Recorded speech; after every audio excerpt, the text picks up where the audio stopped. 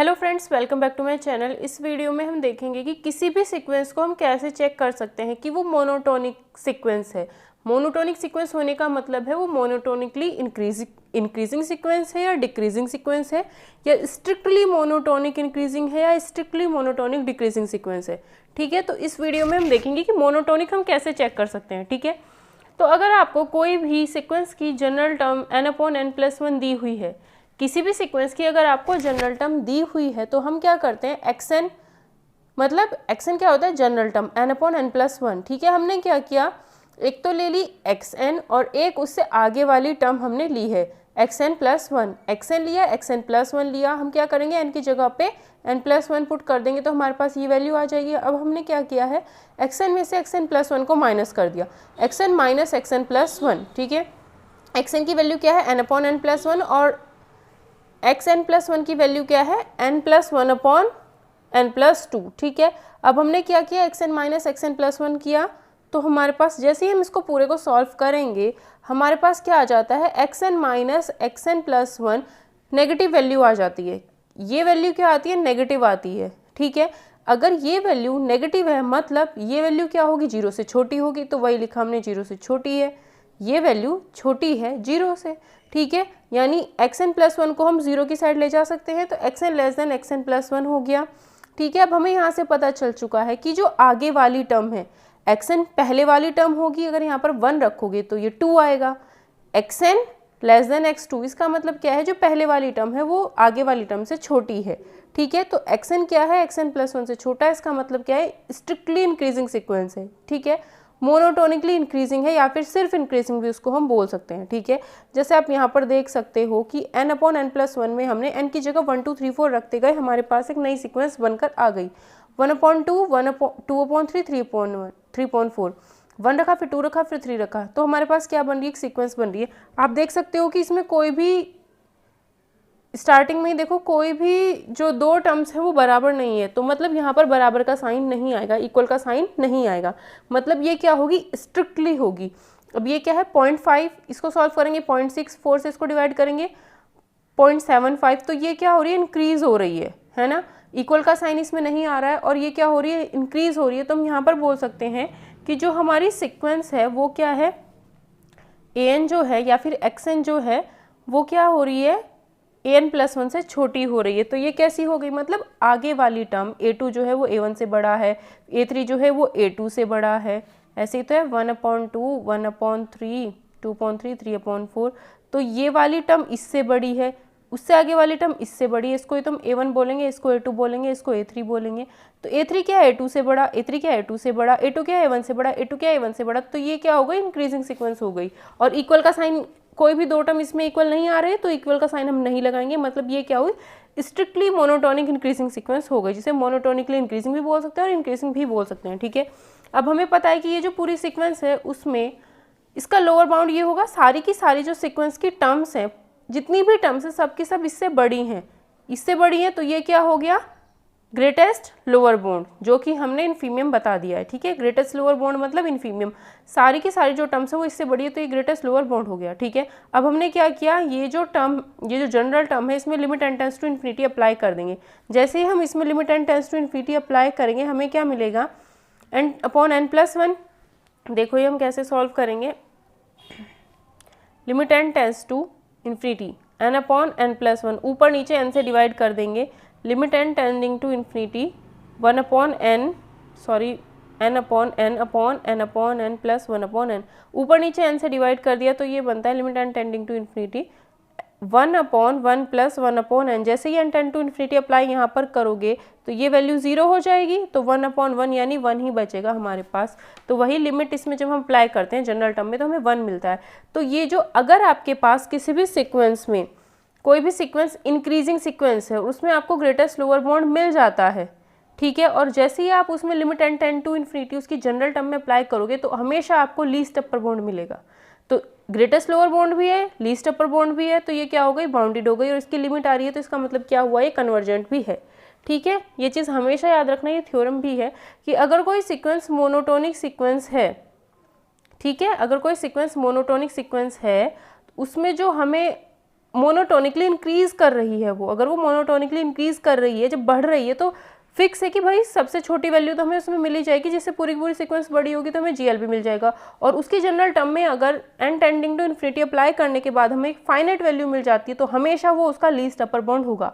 अगर इंक्रीजिंग होगी, बढ़ रही है, तो फिक्स वैल्यू तो छोटी मिलेगी ही मिलेगी, और उसकी जनरल टर्म में n tending to infinity apply करने के बाद अगर हमें पर्टिकुलर एक फाइनाइट वैल्यू मिल जाती है तो वही फाइनाइट वैल्यू उसका हमेशा लीस्ट अपर बाउंड होता है। अब ये जो सीक्वेंस है उसका ग्रेटेस्ट लोअर बाउंड भी है, लीस्ट अपर बाउंड भी है, मतलब ये क्या हो गई, बाउंडेड हो चुकी है। और अगर कोई सीक्वेंस, ये भी एक थ्योरम है, अगर कोई सीक्वेंस मोनोटोनिकली इंक्रीज कर रही है और वो बाउंडेड होगी तो वो हमेशा कन्वर्जेंट होगी।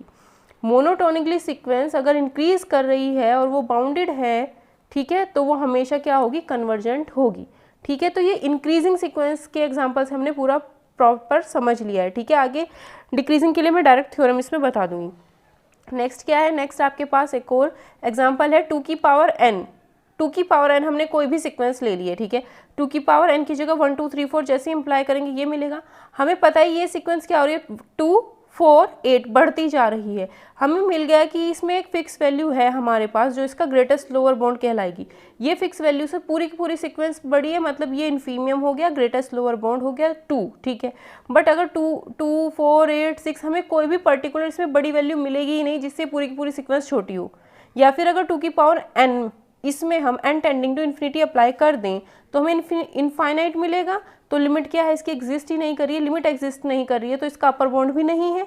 अगर यहाँ पर कुछ फाइनाइट वैल्यू मिल जाती तो वो उसका अपर बाउंड हो जाता, ठीक है, और वो क्या हो जाती, कन्वर्जेंट हो जाती। लेकिन ये हमें क्या मिल गया, लोअर बाउंड तो हमें मिल रहा है, ग्रेटेस्ट लोअर बाउंड, लेकिन एन टेंडिंग टू इन्फिनिटी इसमें अप्लाई करने के बाद, इसकी जनरल टर्म में इन्फिनिटी अप्लाई करने के बाद हमें इनफाइनाइट मिलता है, तो लिमिट इसकी एग्जिस्ट नहीं कर रही है, इसलिए कन्वर्जेंट नहीं और ना ही बाउंडेड है। ठीक है, तो ये क्या हो गई, डाइवर्जेंट सीक्वेंस हो गई। इसी तरीके से अगर हम a की पावर n हमने लिया है और a की जो वैल्यू है 0 से 1 के बीच की है, a की वैल्यू क्या है, 0 से 1 के बीच की, 0 से 1 के बीच में क्या क्या आएगा, 1/2 1/3 1/4। तो हमने एक सीक्वेंस मान ली 1/2 की पावर n, 1/2 की पावर n की वैल्यू 1 2 3 4 हम रखते गए तो ये हमें मिल जाएगा, एक सीक्वेंस मिल जाएगी। अब ये 1/2 है, ये 1/4 है, ये 0.5 आएगा, ये 0.25 आएगा, तो सीक्वेंस कैसी हो रही है, डिक्रीज हो रही है। सीक्वेंस कैसी है, डिक्रीजिंग हो रही है। मतलब इसमें फिक्स है कि ये जो वैल्यू है सबसे बड़ी है, पूरी की पूरी सीक्वेंस इससे छोटी है, पूरी की पूरी सीक्वेंस क्या है, इससे छोटी है। तो ये क्या हो गया, इस सीक्वेंस का लीस्ट अपर बाउंड या फिर सुप्रीमियम 1/2 इसका हो गया। अब इसकी जो जनरल टर्म है उसमें हम n tending to infinity apply कर देते हैं। जैसे limit n tend to infinity 1/2 की पावर n में अप्लाई करते हैं तो limit n tending to infinity 1/2 की होल पावर n को हम ऐसे लिख सकते हैं, एन टेंडिंग टू यहाँ पर इन्फिनिटी अप्लाई करेंगे तो 2 की पावर इन्फिनिटी क्या हो जाएगा, इन्फिनिटी, और 1/इन्फिनिटी क्या हो जाएगा, 0 हो जाएगा। ठीक है, ये हो गया 0। तो यानी अब हमें पता है इसका लीस्ट अपर बाउंड है, जैसे हमने एग्जाम्पल पिछला किया था वैसे ही है। ये क्या हो रही है, डिक्रीज हो रही है, लीस्ट अपर घटती जा रही है, लीस्ट अपर बाउंड है। तो लिमिट लगाने के बाद अगर कोई फाइनाइट वैल्यू मिलेगी वो इसका उल्टा होगी। अगर ये लीस्ट अपर बाउंड है तो वो हमें GLB यानी ग्रेटेस्ट लोअर बाउंड मिलेगा, इन्फीमियम मिलेगा। तो ये सीक्वेंस क्या हो जाएगी, कन्वर्जेंट हो जाएगी। तो वही है, यहाँ से चीज़ हमेशा याद रखना कि अगर कोई भी सीक्वेंस मोनोटोनिक इंक्रीजिंग है या डिक्रीजिंग है, अगर वो इंक्रीजिंग है तो उसमें आपको मिलेगा ग्रेटेस्ट लोअर बाउंड। ठीक है, और लिमिट लगाने के बाद अगर कोई फाइनाइट वैल्यू मिल जाती है तो वो फाइनाइट वैल्यू उसका क्या हो जाएगा, लीस्ट अपर बाउंड हो जाएगा। तो वो सीक्वेंस बाउंडेड हो जाएगी, और बाउंडेड होगी, मोनोटोनिकली इंक्रीजिंग है और बाउंडेड हो गई तो वो कन्वर्जेंट होगी ही होगी। इसी तरीके से अगर कोई सीक्वेंस है डिक्रीजिंग है, घटती जा रही है, तो फिक्स है कि उसमें कोई बड़ी वैल्यू तो हमें मिल ही जाएगी, बड़ी वैल्यू मिल जाएगी यानी लीस्ट अपर बाउंड मिल जाएगा उसका, लीस्ट अपर बाउंड हमें उसका मिल जाएगा। लिमिट लगाने के बाद अगर फाइनाइट वैल्यू मिलती है, फाइनाइट वैल्यू मिलती है तो वो उसका क्या हो जाएगा, ग्रेटेस्ट लोअर बाउंड हो जाएगा। फाइनाइट अगर मिलती है तो वही उसका ग्रेटेस्ट लोअर बाउंड हो जाएगा। तो वो क्या हो जाएगी सीक्वेंस, वो आपकी सीक्वेंस जो हो जाएगी वो बाउंडेड हो जाएगी, देन वो कन्वर्जेंट हो जाएगी। ठीक है, हमने जो पहले एक थ्योरम पढ़ी थी उसमें था कि अगर कोई सीक्वेंस कन्वर्जेंट है तो वो बाउंडेड होगी ही होगी, लेकिन अगर कोई सीक्वेंस कन्वर्जेंट है तो हम नहीं बोल सकते कि वो बाउंडेड है या नहीं है। सॉरी, अगर कोई सीक्वेंस बाउंडेड है तो हम नहीं बोल सकते कि वो कन्वर्जेंट होगी या नहीं होगी। लेकिन अगर कोई सीक्वेंस मोनोटोनिकली इंक्रीज करती है या डिक्रीज डिक्रीज करती है या फिर इंक्रीज करती है और वो बाउंडेड है, तो हम फिक्स बोल सकते हैं कि वो कन्वर्जेंट होगी ही होगी। ठीक है, कन्वर्जेंट होती है कोई सीक्वेंस तो वो बाउंडेड होती ही होती है, लेकिन फिक्स नहीं होता कि वो बाउंडेड है तो कन्वर्जेंट होगी या होगी। ठीक है, मतलब देखो दोबारा बताती हूँ एक बार, अगर कोई सीक्वेंस कन्वर्जेंट है तो फिक्स है कि वो बाउंडेड होगी ही होगी। ठीक है, लेकिन अगर कोई सीक्वेंस बाउंडेड है तो हम नहीं बोल सकते कि वो कन्वर्जेंट होगी या नहीं होगी, हो भी सकती है कन्वर्जेंट, नहीं भी हो सकती है। फॉर एग्जांपल -1 की पावर n +1 -1 से बाउंड हो जाती है, बट ये कन्वर्जेंट नहीं होती है। ठीक है, लेकिन अगर कोई सीक्वेंस मोनोटोनिकली इंक्रीज करती है, डिक्रीज करती है और वो बाउंडेड हो जाए तो फिक्स है कि वो कन्वर्जेंट होगी ही होगी। ठीक है, और कन्वर्ज किस पे करेगी, अगर वो इंक्रीज कर रही है तो वो अपने लीस्ट अपर बाउंड पर कन्वर्ज करती है, अगर वो डिक्रीज कर रही है तो अपने ग्रेटेस्ट लोअर बाउंड पर कन्वर्ज करती है। ठीक है, एग्जाम्पल भी मैंने इसका आपको अच्छे से समझा दिया है और थ्योरम भी आपको मैंने अच्छे से समझा। कभी भी आपको मोनोटोनिक सीक्वेंस इंक्रीजिंग है या डिक्रीजिंग है चेक करना होगा तो आप क्या करोगे, उसकी जनरल टर्म निकालोगे। उसकी जनरल टर्म तो आपको पता ही होगी, जनरल टर्म, और उसकी जनरल टर्म मतलब की जगह पे अगर ये n है तो आप क्या करोगे, xn आपको पता होगा, xn+1 आप निकालोगे, xn में से xn+1 माइनस कर दोगे। अगर ये वैल्यू <0 आती है तो यानी xn xn+1 से, इसको इधर लेके चले जाएंगे, यानी आगे वाली टर्म्स बड़ी आ रही हैं, a1 a2 a3, तो ये इंक्रीजिंग हो जाएगी। ठीक है, और अगर xn xn+1 >0 आता है, यानी xn ग्रेटर है xn+1 से, मतलब यहाँ पर 1 रखूँगी तो कितना आएगा, x1 ग्रेटर x2, तो मतलब x1 ग्रेटर है x2 से, ऐसे ही x2 ग्रेटर होगा x3 से, मतलब छोटे वाली टर्म जो छोटे वाली है x1 है फिर x2 है, यहाँ पर 2 रखोगे तो ये 3 आएगा, तो x2 ग्रेटर देन x3, तो ये क्या हो रही है, सीक्वेंस कैसी हो रही है, डिक्रीजिंग सीक्वेंस हो रही है। तो सिर्फ माइनस करके इस चीज़ से आप आराम से पता लगा सकते हो कि इंक्रीजिंग है या डिक्रीजिंग है। ठीक है, अब यहाँ से आप ये चीज़ देख सकते हो कि xn इज इंक्रीजिंग सीक्वेंस और उसमें लिमिट अप्लाई करने पर एक फाइनाइट वैल्यू मिलती है तो वो कन्वर्जेंट होगी, और जो L होगा वो उसका सुप्रीमियम पे कन्वर्ज करेगा, मतलब L जो होगी वो सुप्रीमियम वाली वैल्यू ही होगी। xn अगर डिक्रीजिंग है तो limit n tend to infinity xn apply करने पर आपको एक फाइनाइट वैल्यू L मिलेगी, जो जिससे हम बोल सकते हैं सीक्वेंस क्या है, कन्वर्जेंट करती है, कन्वर्ज करती है, तो जो उसकी लिमिट होगी वो क्या होगी, उसका इन्फीमियम ही होगी। ये चीज़ मैंने आपको समझा दी है। नेक्स्ट ये दो थ्योरम है, ये भी आप देख सकते हो। एवरी मोनोटोनिकली इंक्रीजिंग सीक्वेंस, कोई भी मोनोटोनिकली इंक्रीजिंग हो, हर एक के बारे में बात कर रहे हैं, इंक्रीज कर रही है और वो क्या हो, इंक्रीज कर रही है, तो उसका फिक्स वैल्यू तो छोटी वैल्यू तो उसमें मिल ही जाएगी, लोअर बाउंड तो उसमें मिल ही जाएगी, और वो बाउंडेड अबव भी है। अगर कोई सीक्वेंस इंक्रीज कर रही है तो भाई बाउंडेड बिलो तो वो होगी ही, और बाउंडेड अबव है तो वो क्या होगी, कन्वर्ज करेगी अपने लीस्ट अपर बाउंड पर, जैसे हमने अभी पीछे एग्जांपल्स में देखा। अब नेक्स्ट देखो, एवरी मोनोटोनिकली डिक्रीजिंग सीक्वेंस, कोई भी डिक्रीजिंग सीक्वेंस होगी, तो अगर वो डिक्रीज कर रही है तो थोड़ा सोचो, इमेजिन करो, मतलब डिक्रीज करिए तो सबसे बड़ी वैल्यू यानी उसका अपर बाउंड हमें मिल जाएगा, और उसने कह दिया थ्योरम में बाउंडेड बिलो भी है, अपर बाउंड भी है, बाउंडेड बिलो भी है, दोनों बाउंड है आपके पास, मतलब वो बाउंडेड हो गई। डिक्रीजिंग है और बाउंडेड हो गई तो वो कन्वर्जेंट होगी, और किस पर कन्वर्ज करेगी, अपने लोअर बाउंड पर वो कन्वर्ज करेगी। ठीक है, ये मैंने आपको एग्जांपल से थ्योरम समझा दी हैं। ठीक है, नेक्स्ट आपके पास आता है, necessary and sufficient condition for the convergence of a monotonic sequence is that it is bounded, मतलब अगर कोई भी मोनोटोनिक सीक्वेंस है तो वो कन्वर्ज करेगी, कब कन्वर्ज करेगी, उसके लिए फिक्स है कि वो बाउंडेड होनी चाहिए। जो मैंने एग्जांपल समझाए वही है, जो अब तक समझाया वही है कि कोई भी सीक्वेंस मोनोटोनिक है तो वो कन्वर्जेंट होगी ही होगी, बट कब, अगर वो बाउंडेड है। अगर कोई मोनोटोनिक सीक्वेंस है और वो बाउंडेड है तो वो कन्वर्ज करेगी, अगर वो कन्वर्ज करती है तो बाउंडेड होगी, दोनों चीज़ अप्लाई हो जाएंगी।